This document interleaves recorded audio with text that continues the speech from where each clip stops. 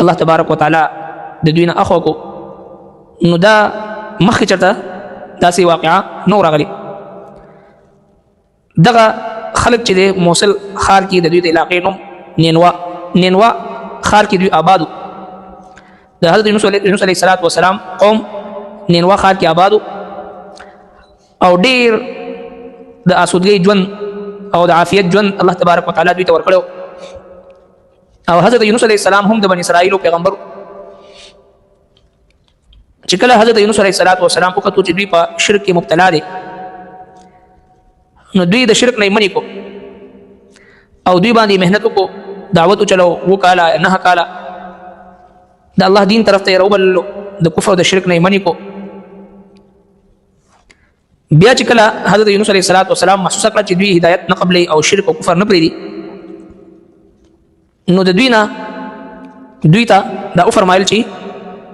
په 3 ورځ باندې به د الله تبارک وتعالی عذاب به په تاسو باندې راځي. او د دې وینا نه بعد یونس علیه السلام د دغه ځای نه هجرت وفرمایل او دا علاقه پرېښودو او لاړو. په 3 ورځ باندې د شپې د عذاب آثار ښکاره شو او په اسمان کې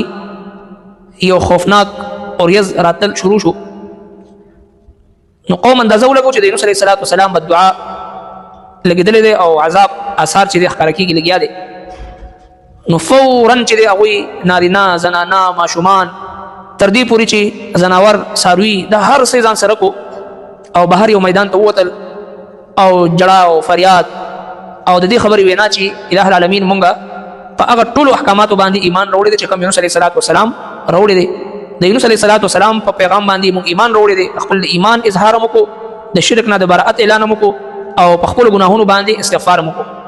نو چې کله دا ټول قوم سره د نارینه او زنانو او ماشومانو بوډاګانو او څاروو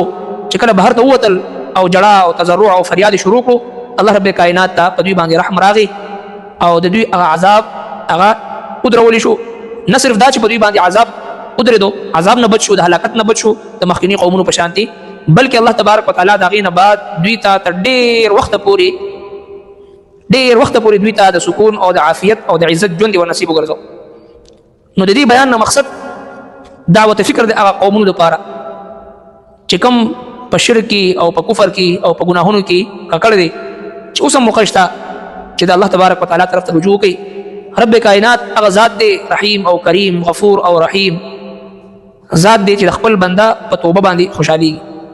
او چې کله د الله رب کائنات په حضور کې یو بنده پیش شي د کفر په بیماری کې مبتلا وي، د شرک په بیماری کې مبتلا وي،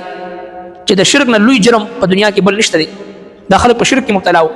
خو چې کله دوی جړا دوپه وکړه، فریاد یې وویستو، توبه یې وویستو او جړا فریاد یې وکړو د الله جل شانه په حضور کې، رب کائنات د دوی هغه شرک او کفر هم دوی ته معاف فرمایل. نو دعوت د دې خبرې طرف ته چې څوک په کفر کې مبتلا وي، څوک په شرک کې مبتلا وي، څوک په ګناه کبیره کې مبتلا وي، څوک د هر قسمه د الله په نافرمانی کې مبتلا وي، مخکې د الله د عذاب د راتلو نه هغه د توبه وباسي. یقینا الله تبارک وتعالی د توبې قبلونکي او رحم او کرم کوونکي ذات دی. خپل بنده لره داسې ګناهونه معاف کوي چې نه صرف ګناه معاف کوي بلکې هغه ګناه ورته په نیکو باندې بدلوي. فلولا كانت قريه پس ولې نشو یو کلی امنت چې ایمان راوړی وي فنفعها ایمانها نو نفع ورسولې وي دوی ته ایمان د دوی الا قوم یونس سوا د قوم د یونس نه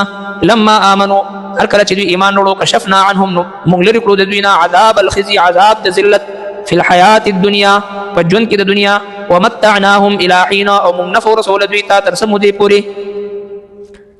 دا الله تبارک وتعالی دعوت فکر ورکوي نور قومونو ته. فلولا كانت قريه ولې داسې نشو چې یو کلی خلک یعنې مکي معظمي خلک دا مشرکین چې کوم د دې نزول قرآن په وخت کې دوی مخاطبینو موجودو، اگر چې د قرآن کریم هر یو حکم عام وي خاص نه وي یو قوم پورې، ځکه قرآن مجید چې دی هدى للعالمین دی، د ټول عالمونو دپاره د هدایت ذریعه ده. دا د مخصوص قوم دپاره یا د علاقې دپاره یا د خاص وخت دپاره د خاص حالاتو دپاره نه دی، بلکې قرآن کریم د هر زمانې دپاره د هر قوم دپاره د هر دور دپاره د هر علاقې دپاره الله تبارک وتعالی د هغې د نوع انساني د فطرت مطابق قرآن کریم الله جل شانه نازل کړی دی. چرته هم داسې نشي کېدی چې یاره د قرآن کریم په دې احکاماتو باندې په فلانکي ځای کې عمل کول مشکل دی، یا په دې کور کې عمل کول مشکل دی، یا فلانکي قوم کې چې په دې باندې عمل کول مشکل دی، یا په فلانکي دور کې په دې باندې عمل کول مشکل دی. داسې نه ده.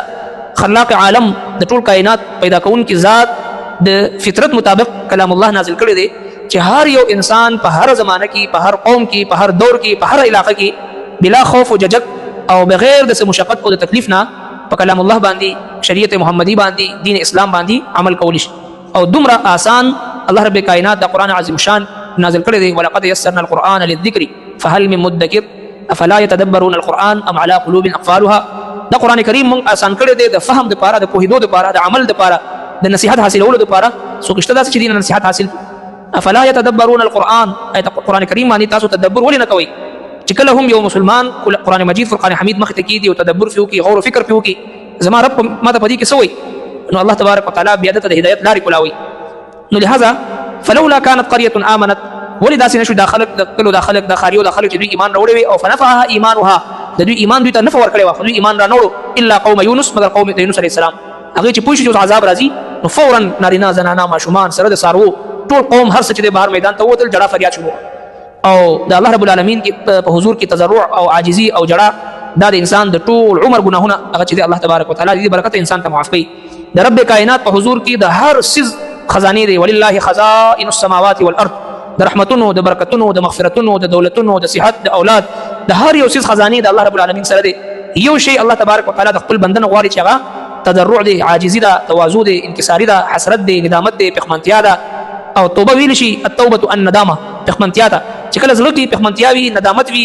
او زړه کې چې د الله رب العالمین په حضور کې یو شرمندګي وي د خپل د بندګۍ د وجه نه د خپل ضعف او د کمزورۍ د وجه نه دغه توبه ده الله تبارک وتعالى دغه سیز مطلوب دی نه دا چې یو سړی زړه کې خپل نیکي غرور وي او تکبر وي او کبر وي او فخر وي الله رب العالمین ته دغه کیفیت چې دغه مطلوب او مقصود نه دی خو نه